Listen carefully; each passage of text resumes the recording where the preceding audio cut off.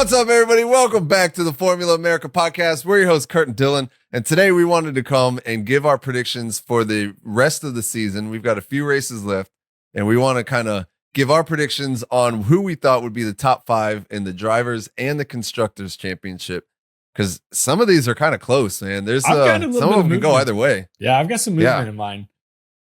It's exciting. It's not like before where Max has already clinched the title. There's a chance that he might not even get the title this year. So I'm I saw a thing the other day that was comparing this season to 07 Raikkonen winning when McLaren was on top. Kimi Raikkonen was in third place, Ferrari driver, 6 races left in the season with the same similar point spread as Leclerc is to the top. And Kimi Raikkonen won that year by 1 point. Kimi Raikkonen did. 2-time world champion, and I'm sure he celebrated hard. Oh, I'm sure. Yeah, Kimi was a great party, I'm sure. That's one thing. Kimi was reserved most of the time, but you get a couple drinks in that guy. He was good time. There was the one, the end of year, prize giving ceremony that they have where he got completely hammered and got up on stage and was talking nonsense. And Sebastian Vettel's up on stage, just looking at him whoa. Well, I think he was on Top Gear, is talking with Jeremy Clarkson, and Clarkson was like, yeah, there's that one party where someone threw up and passed out on Michael Schumacher. And Kimi was like, yeah, that was me. Just an absolute wild man. Speaking of that, have you seen that Michael Schumacher was seen in public recently at his daughter's wedding? His daughter's wedding. No real word on his status or anything. Of course, they had everybody's phones locked up and everything like that. But he was there, so I'm glad to hear in whatever state he's in. So yeah, that's good to hear. Yeah. All right. Well, let's get on to these predictions, man. We've got, what do we got? 6 races left. 6 races left. U.S., Mexico, Brazil, Las Vegas, Qatar, and Abu Dhabi. Yep. All right. These are going to be exciting. I was actually looking up some of the results, and it's funny. For most of these races, well, at least for COTA, for I think Mexico, Brazil, and Abu Dhabi, Max and Lewis are almost neck and neck. They've got the 2 most out of everybody. Yeah, it'll be really interesting. This back half of the season or back quarter of the season, I don't know. It's historically favored the Red Bulls and the Mercedes, even when the Mercedes wasn't the dominant car. I'm curious where Ferrari and McLaren are going to stack in now. Yeah, I think, and I think we'll get into it. Ferrari, for me, well, Mercedes too, recently, the inconsistencies that they've had, they'll be really strong one race and then not the next. So that one was the one that was giving me a lot of trouble when it came to the Drivers' Championship, was between Hamilton and Sainz, where they're going to line up. I agree. I think the big thing that has been catching Mercedes is when it gets hot.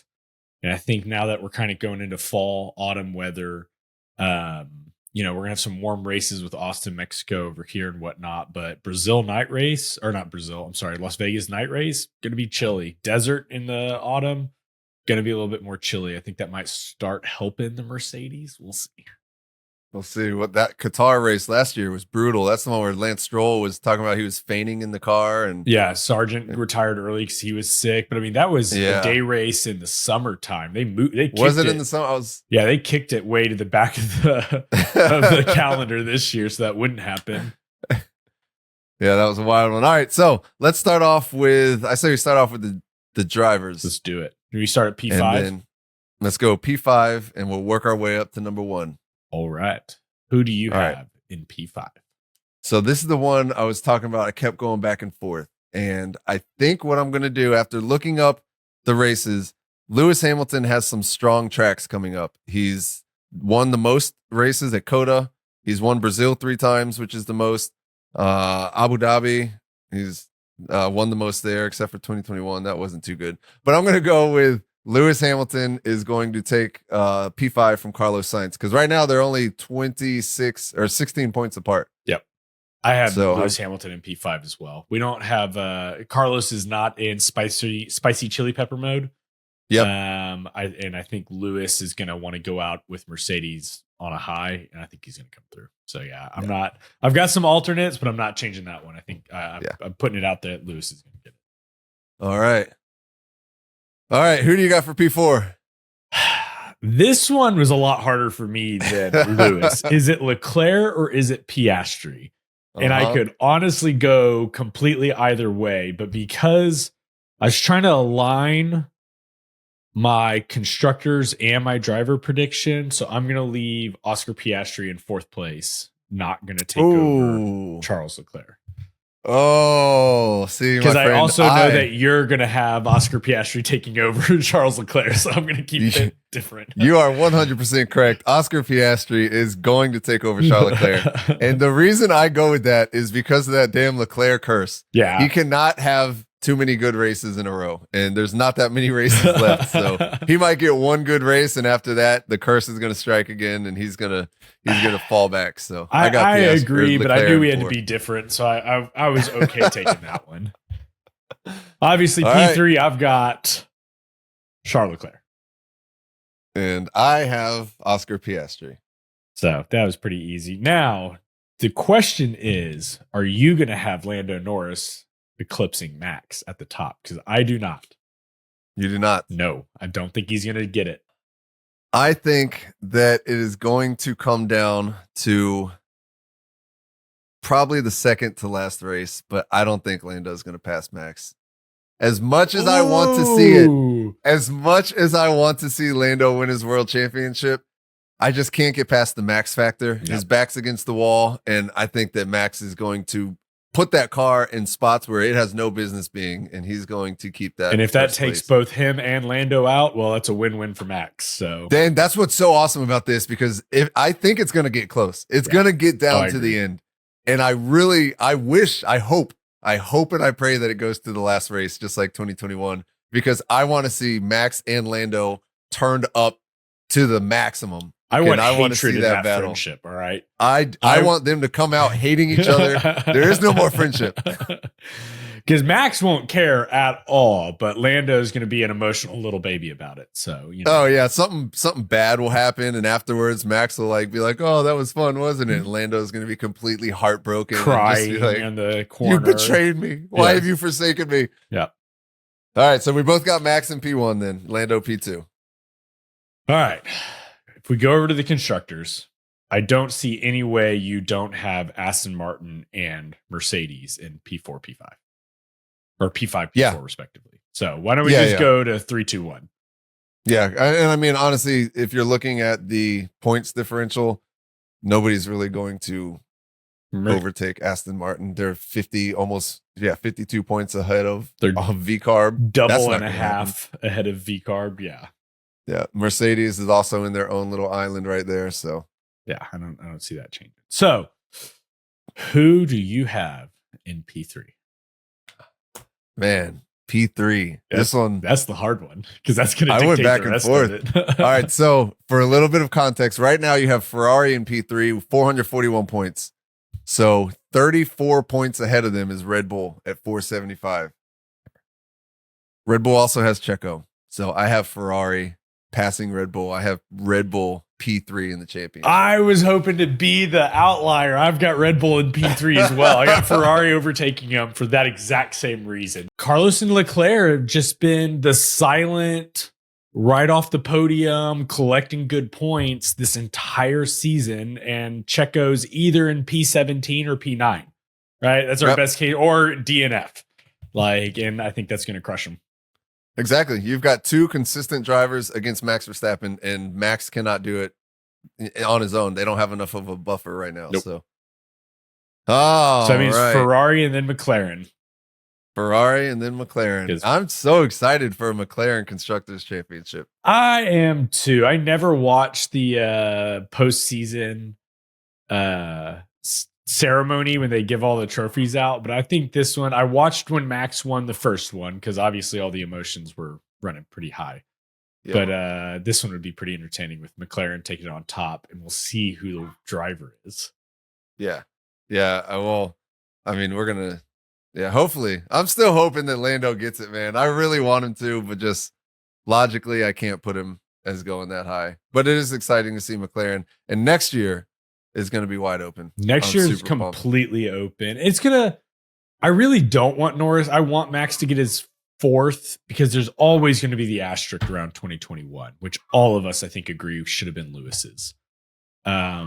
With Sebastian Vettel getting 4 world championships with Red Bull, I'm probably going to get a lot of hate for this. I think Max is a better driver. I think he's been more dominant. I'd love to see him get his 4 with an asterisk instead of 3 with an asterisk and eclipsed by Lando Norris because, right at the end there. And so I'm really hoping Max pulls this out because I also don't know how much longer Max is going to be in the sport if things keep going this way. Yeah. I think he'd be completely happy with getting 4. Yep. And on your point with Vettel, I honestly think he is too. I think Max is just more adaptable. He's now been around for multiple generations. Yep. And he was getting to be pretty damn good in the last generation of car. And then he was pretty damn good in this generation of car. And now we're about to head into another generation. And if he's still around, I would bet that he'd still be pretty damn good. Yeah, I totally agree. So I'm hoping Max pulls this one out because I don't think he's getting another one. Yeah. I think after this, it's going to be the Oscar Piastri and Lando Norris show. In that order, I think probably. it's going to be the Oscar Piastri and somebody else show. I don't know that Norris is gonna. Norris is good, but he's inconsistent and he's a baby. He just aggravates me at this point. But he's going to be in the fastest car, Dylan. Oh, all right. Well, so I think that I think we both agree it's going to be a McLaren and Ferrari, or a McLaren at the top of the drivers' champion or the world. God dang it, Dylan. Yeah, yep, just keep come on. You got this. I think I just had an aneurysm. All right, so I think if you had an aneurysm live on this podcast, I would do my best to narrate it and keep the camera rolling. He's foaming now. He's just fallen out of his chair. All right, so I think we both agree that we're going to have a McLaren at the top of the constructors, and we both had Max still at the top of the drivers' championship. So we'll see. Like I said, we got 6 more races, man. It's getting down to the wire. I can't believe there's only 6 more races out of this entire 23 race season. Yeah, for as long of a season as it is, I feel like we've had a bunch of breaks. I don't feel like it was as hectic as last year. Like last year, kept on having triple headers, double headers, and then a long break. This year's been kind of consistent, which is probably a good thing. And we got 3 more sprint races. Oh, that's a good point. Half of these races are going to be sprint races. Coda, dude, Brazil, Coda is going to be Qatar, insanity. All right, Coda. The weekend of Coda is also the weekend of the UT Georgia game at UT here in Austin. We're gonna have Coda happening. It's gonna be absolutely bonkers in town. That would be awesome if Danny Rick was involved. It would be awesome. Screw you, Red Bull. But I am super excited for Coda. It's probably one of my favorite tracks. Not just because it's sure, but just because it's amazing. And it's always good racing.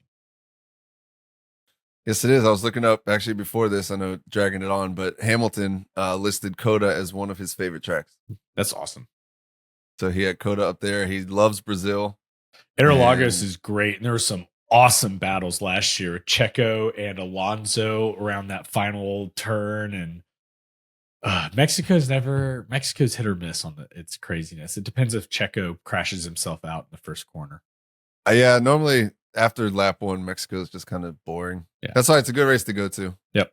Interlagos fun while you're great. Qatar and Abu Dhabi are great. Vegas, no one expected to be great, but it turned out to be great. We got some good stuff coming up. Vegas has a lot to live up to after last year, so yeah. I'm hopefully no interested drain to see how cans that's going to take go. Ferrari out this year. All right, guys. Well, I hope you like that podcast. Please leave us a rating and a review if you can, and share this with a friend. We're trying to get to 30,000 streams. We're almost there.